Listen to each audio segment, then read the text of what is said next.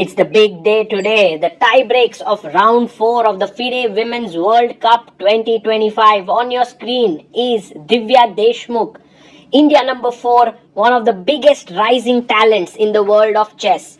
And she is facing Zhu Jiner. Zhu Jiner is rated 2533, a solid 70 points higher than Divya. She's one of the finest players in China right now and of course in the world of chess.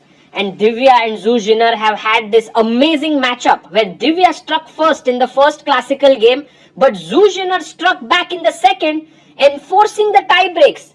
And there she is. She brings with herself a nice purse which is chess themed, and handshake between the two players. And Zhu Jiner sits down and adjusts her pieces. Let's see how Divya fares against this challenge. It's not going to be easy. It's 15 minutes plus 10 seconds increment. And then if it is 1-1 tie, they'll play 2 games. Then it'll head over to shorter time controls, 10 minutes, 5 minutes and so on. The players are ready and we are ready to go. A handshake and Zhu Jiner opens the game with e4, e5. Knight comes out to f3. Knight c6. We have g3. And Zhu Jiner has basically realized that taking on Divya in theoretical battles is not a good idea. Let's play something more positional, less theoretical, and let's try to outplay her over the board. Let's see if she's successful in this strategy. Divya is playing quickly. c3 is played in order to play d4. a5, stopping b4, making a square for the bishop. a4 is played by Zhu Jiner. Bishop drops back. Now the rook comes to e1, defending the pawn on e4. The idea of d4 remains alive in the position.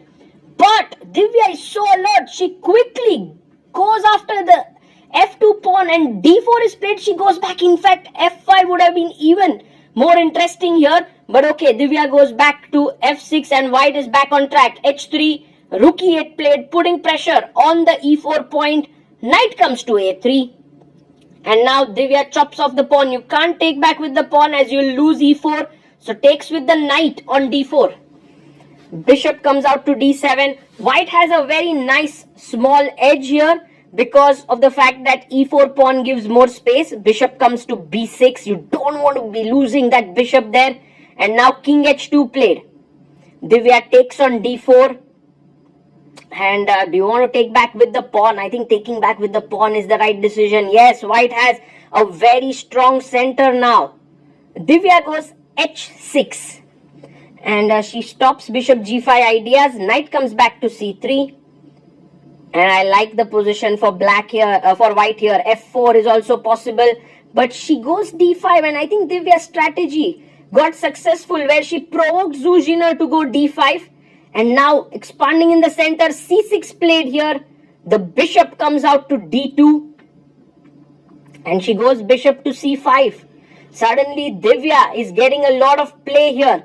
Queen puts pressure on b7, but Divya blocks it with bishop b4. And Zhu Jiner centralizes her rook. Queen to c8, eyeing the h3 pawn. Also getting off the d file. d takes c6 played. And now taking back with the bishop. Yes, the d6 pawn is weak, but so is the e4 pawn. She jumps knight b5, attacking here, takes the e4 pawn. Very interesting. Bishop b4. Now if you take back, knight d6 might be a threat. Too many things happening here. Divya takes on g2. I don't know if knight d6 works here. No, there's queen h3 mate. Okay, you can't do that. She goes rook e8. Divya takes back with the knight. And now king takes g2 is taken. So the d6 pawn is defended. And a takes b4 played here. Can't take the pawn on b4. There could be potential checks here. Rook d2 played. And now check king h2. She goes queen a6, putting pressure on a4. And rook comes to c2. I think Divya cannot take this pawn because of later rook c8 coming in. Taking the pawn on b4. White is now having a slightly better structure, one could say. b3, she solidifies everything here. On the queen side, queen g6. Divya is saying, hey Zhu Jiner, your structure might be better, but your king is weaker. And my king is safer here on h7. So she's going after the king. Rook a6 is a brilliant move here. Can Divya find it? It's a very tough move to play. She goes knight e4 and she's trading it off. And I think knight takes e4. We are heading into a kind of equalish endgame. She can take with the pawn. It looks good. But she takes with the queen, which is also a nice move. And rook to d2, putting pressure on the d5 pawn. Divya defends it. The d pawn can both be a strength and a weakness because it is a passed pawn, but it's also an isolated pawn. Queen b4 played, defending here, attacking it, d2. Queen comes back to c2 with the check. King goes to g8 and queen d3 played, d4 pushing forward and h4. Pawn to b6 and king h3. Divya goes queen c5. I believe trading queens is not a good idea for Divya. The rook endgame might be a bit problematic with the d pawn becoming a bit weak. Check. King goes back to h2.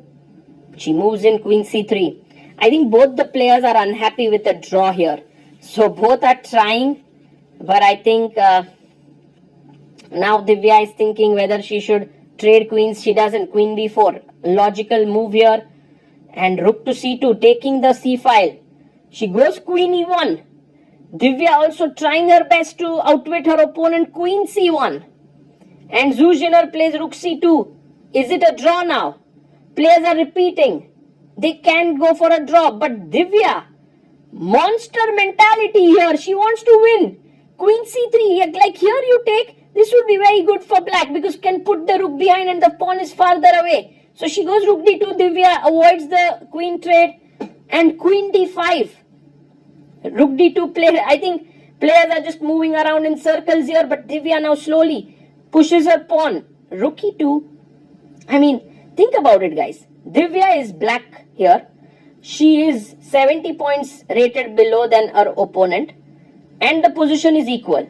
Her opponent is ready to repeat, but Divya is like, no, I want to continue playing. How does one develop this mindset? Well, I think it's just intense belief in your abilities. You know that you are, by the way, taking here means rook e2 check. So that cannot be done. So queen b5, attacking the queen and the rook.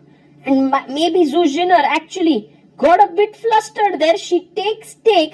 And now the b pawns are a bit weak. So Divya goes rook d8. She defends the pawn. She's ready to go rook d5, b5, b3. All of these pawns could become weak potentially. And now Zhu Jiner brings her king. Rook comes to d5. And now rook d3, important move. She goes b4. Divya pushes quickly to d3. She's winning totally now.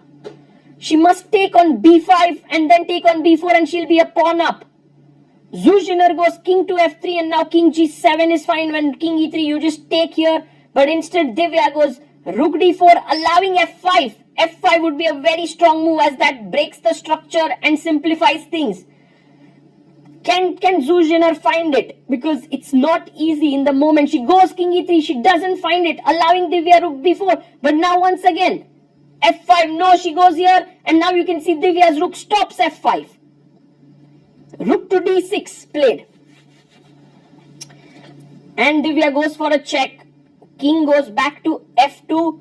Black is on track to winning. And you can see quickly Divya sees that I don't want Zhu Jiner to go f5 and goes back with her rook. King g7, king comes up to f3. Not a trivial position to win because the rook is cutting off the black king from advancing. King to f2, king e7, rook c7 check played here. And now king comes up to e6.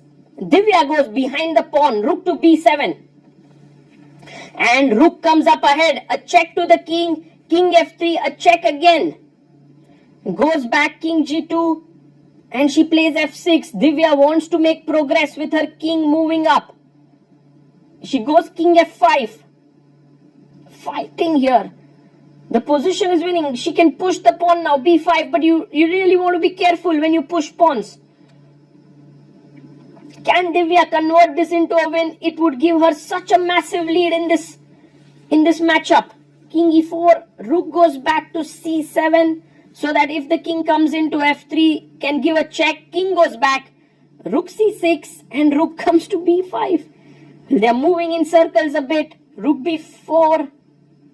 And now, man, the position has repeated perhaps. Is it a threefold repetition? Rook b2. I believe the position could have been repeated thrice and Zhu Jiner could claim, but maybe, I don't know, I'm not so sure. She pushes the pawn. So now there's no longer threefold repetition. So once there's a pawn move, you can't claim it. So rook c6. And now Divya can push ahead. She goes on b4. And I think the strategy is kind of worked because she kind of tired out Zhu Jiner for 20-25 moves and now starts pushing. Rook b4. King goes to e6. Check. King d5. And now king g2 played because b2, rook h1 was a threat. So king goes to c4. Zhu Jiner, is she going to now grab a pawn? Yes, she takes it.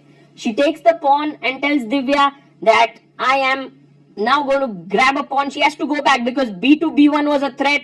Rook goes to d4, threatening to block here. g4 played. Well, what's this move? Isn't rook b5 coming? She takes first the pawn. Pawn takes pawn, king g3. And excellent play by Divya, bringing in the rook. A check to the king. King goes forward. Rook check. King e2. She's moving in here. And now b2, b1 is threatened. So another check. But after king f1, there are no checks. Wow. Rook comes here. b2. A check. The rook has to be made passive now. And look at Divya's rook here on b5. She doesn't give an inch to the white king. No pawn pushes. Nothing. King not coming. Divya grabs the queen. She is winning here. And Zhu Jiner resigns. Divya scores a win. A massive one with black pieces.